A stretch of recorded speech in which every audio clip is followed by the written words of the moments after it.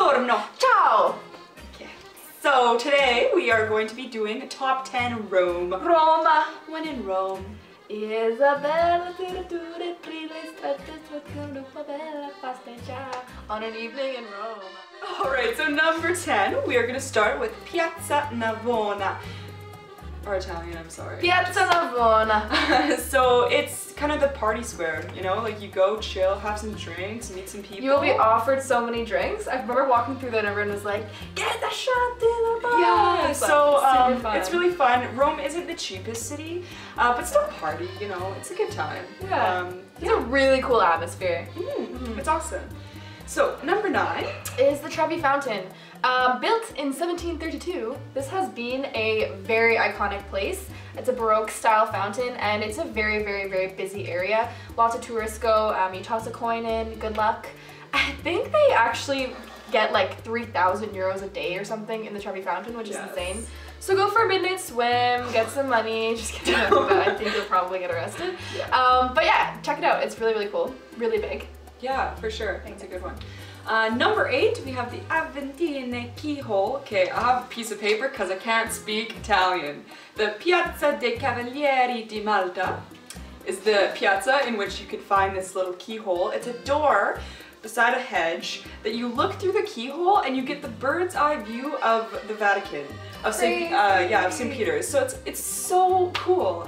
It's just a really cool perspective. So, you know, take a look. Number 7 is Palatine Hill. So Rome is actually built on 7 hills and this is the middle of the 7 hills. So if you go up, you just get a really nice view of the whole city. Rome is a very beautiful city. It has a lot of ancient Roman ruins and so this is a great place that you can kind of see everything as a whole. And yeah, check it out. Yeah, I was there for New Year's and we hiked up and then we saw all the fireworks that were going on around the city, which was absolutely amazing. I will never ever forget that night. Surprisingly. Anyway, so number 6, this one's super important. It's dear to my heart. Probably yours too, right? It's pizza. And gelato. Moment of silence. Okay, yes, amazing food in Italy. So good and quite affordable. There are like more expensive touristy places, so any like really popular square kind of avoid, but then you can find like smaller streets where you can find really kind of cheap pizzerias and whatnot. I guess we could include pasta as well, but we don't want to have this like super lengthy list of all the great food. You know. But like seriously, I ate gelato every day that I was in Italy. Every day. At least once a day.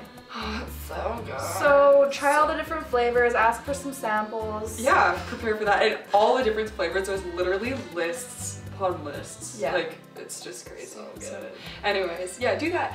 Number 5 are the Spanish Steps. So this is another very famous monument that's in the city. Super popular. They were built in 1723. They connect to piazzas and very popular during kind of holidays. You can find a lot of locals hanging out there and a lot of tourists. Number 4 is the Pantheon. This is another really cool monument that's in Rome, very, very ancient. And it's free to check out, along with a lot of the places, actually, a lot of the monuments in Rome. Yeah. So yeah, you can walk in and you can see what it's all about. Yeah, apparently the Pantheon's one of the most well-preserved monuments, buildings in Rome too. So it's kind of just taking a step back in time, which is really, really cool. Check it out. Yeah, and the square that it's in is really, really cool as well. Yeah, it's awesome to see people kind of hanging out, meet some new people and whatnot. But yeah, number 3.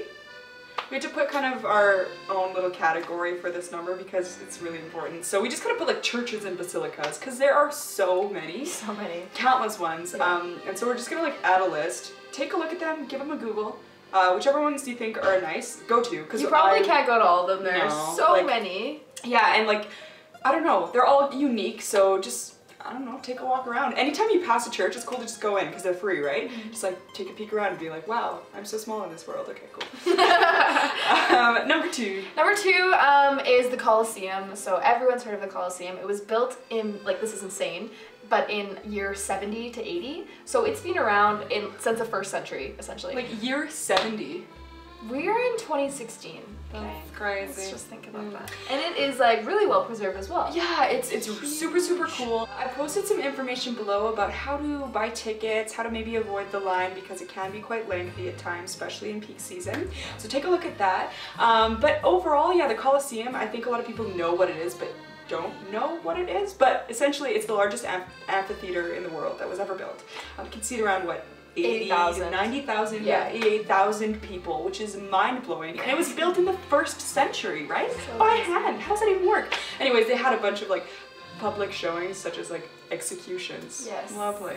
Theater, gladiator fights, which is really cool. Yeah, actually so cool. Okay, so number 1 is Vatican. So Vatican City is actually a separate country, which Yeah. is pretty insane. Fun fact, you can check another one off the list. Yeah, exactly. And it's like, I think it's the smallest country in the world as well.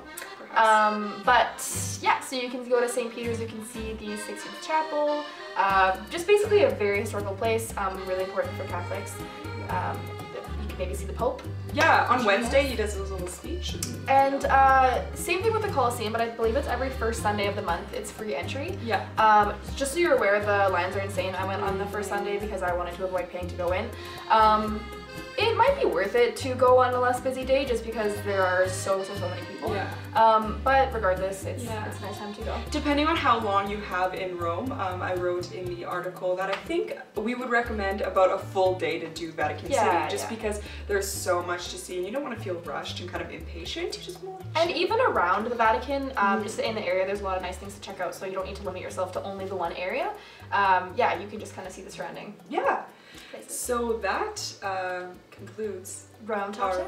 Yeah, top 10 Rome. So if you have any comments, questions, concerns, Let us know. or additions, yeah. Ciao! Bye bye.